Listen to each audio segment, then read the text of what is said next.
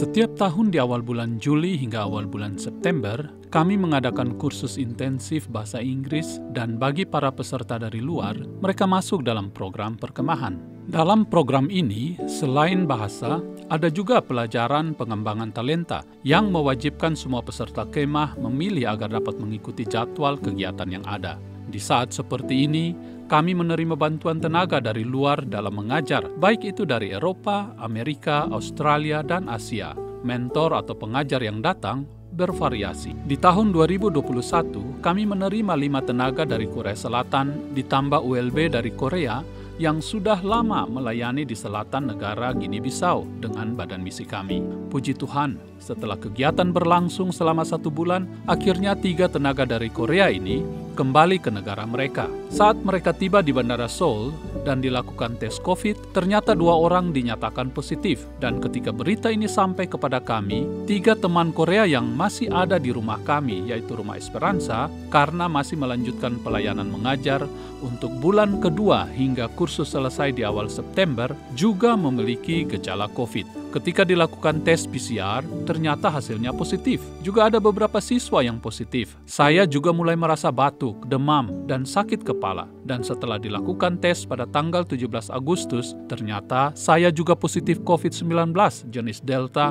bersama 2 orang anak lainnya. Sambil berjalan kaki kembali ke rumah, hati saya tenang dan tidak ada kekhawatiran atau ketakutan. Saya mencari jaminan Tuhan melalui firman-Nya dan ayat hafalan kami dari Mazmur 118 ayat 17, "Aku tidak akan mati, tetapi hidup, dan aku akan menceritakan perbuatan-perbuatan Tuhan." Ayat ini sangat kuat dalam hati dan pikiran saya. Memang saya memiliki beberapa penyakit penyerta, hepatitis B, tiroid, pernah menjalani operasi ginjal, dan diabetes. Namun, keyakinan atas firman Tuhan di atas membuat hati saya tenang dan ada damai sejahtera. Kembali ke rumah dengan berita positif COVID menggemparkan semua penghuni Rumah Esperansa. Hal yang paling rumit adalah siapa dan bagaimana perawatan terhadap kami semua yang tinggal seatap. Semua anak Afrika di rumah saya kumpulkan dan menjelaskan tentang bahaya tertular dan bagaimana penularan ini bisa terjadi kepada siapa saja dan kapan saja. Namun tidak ada cara lain untuk merawat kami selain anak-anak dalam rumah yang akan merawat dan menolong kami dalam hal-hal praktis seperti memasak, antar makanan, ambil pakaian kotor dan mencuci, menimba air dari sumur dan memasukkan ke tiap kamar mandi. Saya meminta kepada semua anak agar menaruh saja makanan kami di depan pintu. Namun mereka tidak mau menurutinya. Bapak telah mengasihi kami begitu dalam dan lama. Bagaimana kami menaruh makanan di depan pintu? Sepertinya Bapak adalah orang asing. Lagian jikalaupun kami harus mati, kami akan bersama di sorga. Setelah seminggu, saya meminta ketiga teman dari Korea untuk kembali saja ke ibu kota agar mereka bisa mendapatkan perawatan yang lebih baik. Sedangkan saya dan anak-anak lainnya melakukan perawatan mandiri di Rumah Esperansa. 3 hari setelah positif COVID-19, semua anak masuk ke kamar saya untuk mendoakan saya. Anak-anak ini tidak takut ketika masuk dan merawat saya. Setelah itu mereka keluar, tetapi kemudian saya mendengar mereka berdoa sambil menangis. Ketika saya mengangkat kepala dan melihat dari jendela, mereka sedang bergandengan tangan dan berdoa sambil menangis, meminta agar Tuhan jangan memanggil saya kembali ke rumah Bapa. Saya kaget atas tangisan dan doa mereka, sehingga timbul dalam pikiran saya bahwa pastilah kondisi fisik saya sangat lemah dan sepertinya situasinya sedang gawat. Saya kemudian bangun dan berjalan ke cermin di kamar mandi, dan betapa kagetnya saya setelah melihat wajah dan kondisi fisik saya yang begitu kurus dan lemah. Saya sendiri kaget melihat raut wajah saya yang menakutkan saya sendiri. Kemudian saya menimbang berat badan dan rupanya selama 3 hari mengalami COVID, berat badan saya telah turun sebanyak 9 kg. Saya kembali berdiam diri di hadapan Tuhan dan mengaminkan firman Tuhan dalam Mazmur 118 ayat 17. Di samping itu, Allah melayani saya melalui sikap dan bagaimana anak-anak di rumah melayani saya selama masa COVID ini. Saya sungguh secara praktis melihat tidak ada ketakutan dalam hidup anak-anak yang merawat saya. Mereka mengantarkan makanan dan minuman, mengambil pakaian kotor, membawa air dari sumur, membersihkan lantai, dan juga memberikan saya air rebusan daun sirsak dan mencuci pakaian saya. Kasih melenyapkan ketakutan, dan sungguh mereka melayani saya dengan kasih tanpa takut terkena virus COVID-19. Hal lainnya, saya diajarkan oleh Tuhan untuk lebih sungguh melayani anak-anak ini dengan kasih Kristus tanpa ada rasa takut, prasangka, dan ragu-ragu. Mereka mengasihi dengan polos dan tulus, maka layanilah layanilah mereka dengan ketulusan dan kasih yang murni. Puji Tuhan, sehari sebelum hari ulang tahun saya, ada satu doa yang saya minta kepada Bapa agar Bapa memberikan saya kelegaan di hari ulang tahun saya, dan biarlah anak-anak ini merasa lega dan terlepas dari beban dalam merawat saya. Segala kemuliaan bagi Bapa, di mana keesokan harinya, tanggal 8 September, saya dites dan hasilnya negatif. Hadiah ulang tahun yang melegakan dan membuat semua anak bersuka cita. Mereka pun dibawa ke rumah sakit untuk menjalani tes PCR, dan puji Tuhan, semua yang merawat saya